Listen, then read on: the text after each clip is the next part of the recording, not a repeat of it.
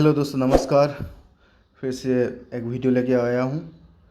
ये Redmi 10 Pro जिसमें update करते समय इसमें स्पीकर का आवाज़ चला गया था, साउंड नहीं आ रहा था। देखिए, इसमें साउंड नहीं बज रहा है। कैमरा ठीक है। तो इसका प्रॉब्लम जो होता है CPU से होता है। जब भी अपडेट करते समय साउंड नहीं आना, कैमरा नहीं आना, नेटवर्क नहीं आना, ये CPU का वजह से होता है। तो मैं अभी CPU को डिसेबल कर रहा हूँ। देखिए, निकल गया CPU बहुत ही आसानी से। और ये ज़्यादातर रेडमी फ़ोन में, पोको फ़ोन में ये सब प्रॉब्लम आता है, साउंड का, स्पीकर का। देखिए, अभी मैं CPU पैड को अच्छी तरीके से साफ़ कर रहा हूँ।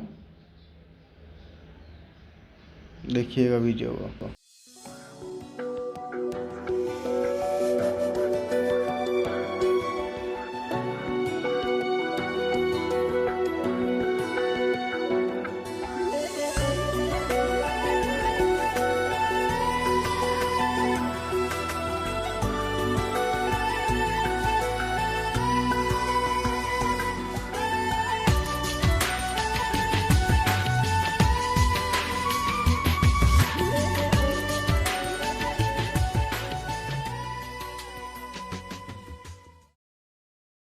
मेरा CPU का पैड क्लीन हो चुका है। अब मैं CPU को क्लीन कर रहा हूँ।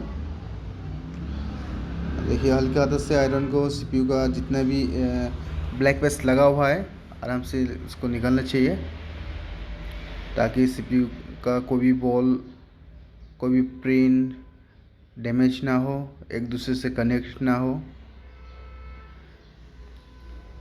देखते रहिए वीडियो को।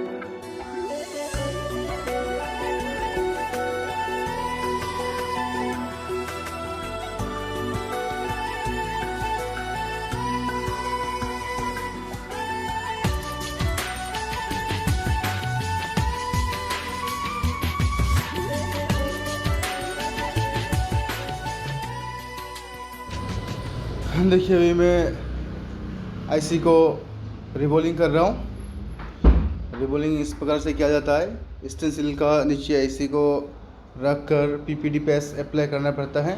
183 डिग्री सेल्सियस का PPD पेस्ट है और 004 नंबर का ब्लेड से मैं अप्लाई कर रहा हूँ।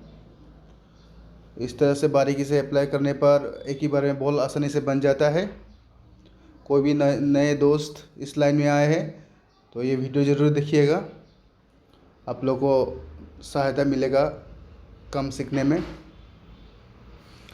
और ईटानगर के नाहरलगुन के कोई भी लोग मोबाइल रिपेयरिंग कोर्स करना चाहते हैं तो मैंने अभी हाल ही में खोला है एक छोटा सा इंस्टीट्यूट, आइएगा। तो देखिए इस प्रकार से रिबोलिंग किया जाता है। एसएमडी का टेम्परेचर रखा था मैंने 250 और यार 2 पर। देखिए एक ही बार में अच्छी तरीके से बन गया बॉल। देखते रहिए वीडियो को। ये जब भी हम लोग सीपीयू रिबोल करते हैं तो सबसे पहला काम सीपीयू को उठाना अच्छी तरीके से, उसके बाद फिर सीपीयू को साफ़ करना और सीपीयू पेड को साफ़ करना, उसके बाद रिबोलिंग करना। ये बहुत ही अच्छी तरीके से करना पड़ता है। अगर इसमें थोड़ा भी गलती हो गया तो काम सक्सेस नहीं होता है।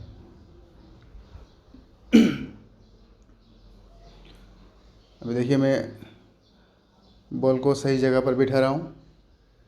कोई भी बॉल अगर सही जगह पर नहीं बिठता है तो इस तरीके से थोड़ा सा पेस्ट अप्लाई करके असेंबली से हीट करने पर अपना जगह पर बैठ जाएगा। देखिए एक ही बार में मेरा बॉल बहुत ही अच्छी तरीके से बन गया। और मैं अभी असेंबल करूँगा सीपीयू को। देखते रहिएगा वीडियो को। देखिए जिस डायरेक्शन से होता है वही डायरेक्शन से बैठाना पड़ता है। हालांकि इसमें गलती नहीं होता है क्योंकि इस आईसी का डिजाइन ही बना रहता है, तो आसानी से हम लोग इसको आइडेंटिफाई कर सकता है किस तरीके साइड से हम लोग ने उठाया था सीपीयू को और किस तरह से बैठा रहा। देखते रहिए। अभी मैं सीपीयू असेंबल करने के लिए मेरा एसएमडी पर 350 टेम्परेचर और ER 7 रखकर सीपीयू असेंबल कर रहा हूँ। देखिए थोड़ा सा टाइम करीब 1 मिनट जैसा सीपीयू के ऊपर चारों तरफ एसएमडी को रोटेट करते हुए हीट करना चाहिए। उसके बाद जो लास्ट टच होता है इस तरीक़ा से पीपीडी पेस्ट अप्लाई करना है, फ्लैग पेस्ट। और ये देखिए मैं आखिरी बार एक बार टच करूँगा, इसमें थोड़ा सा हिल के अपना जगह पर बैठ जाएगा, तब पता चलता है कि सीपीयू सही बैठा है या नहीं। देखिएगा, देखिए थोड़ा सा मूव करके आ गया अपना जगह पर, तो अभी ये अपना जगह पर बैठ गया है। अब मैं इसको थोड़ा सा ठंडा होने देता हूँ क्योंकि ठंडा होना ज़रूरी होता है और गरम लगाने से फ़ोन ख़राब भी हो सकता है। तो थोड़ा सा ठंड करके मैं अभी असेंबल कर रहा हूँ। देखिएगा, हम लोग जब भी सीपीयू बनाते हैं तो हर सीपीयू में वीडियो बनाते समय कोई एक आधा फ़ोन सक्सेस नहीं भी होता है, तो उसको हम लोग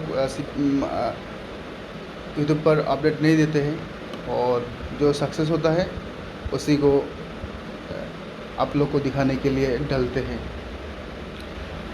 देखिएगा, वही मदरबोर्ड है, वही फ़ोन है।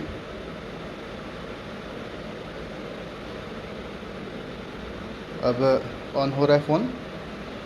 हालांकि ऑन होने में थोड़ा सा समय लेता है। देखिएगा फ़ोन ऑन हो चुका है। फ़ोन पहले से ऑन कंडीशन में ही था, सारा काम कर रहा था। अपडेट करने के बाद इसका जो साउंड था, साउंड चला गया था।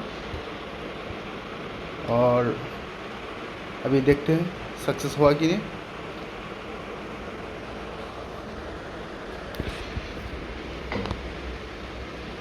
देख ऑन हो चुका है फ़ोन।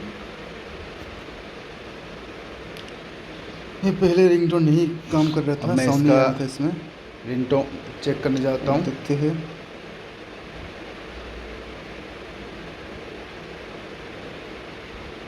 आ गया है।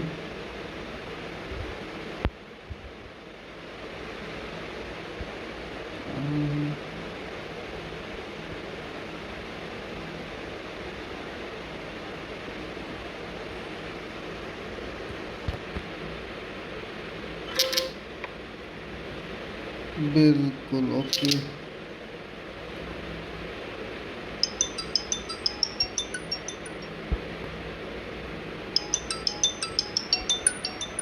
साउंड ओके हो गया।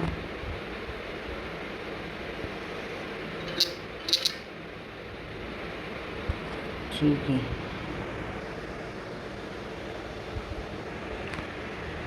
ये मेरा वीडियो आगे है।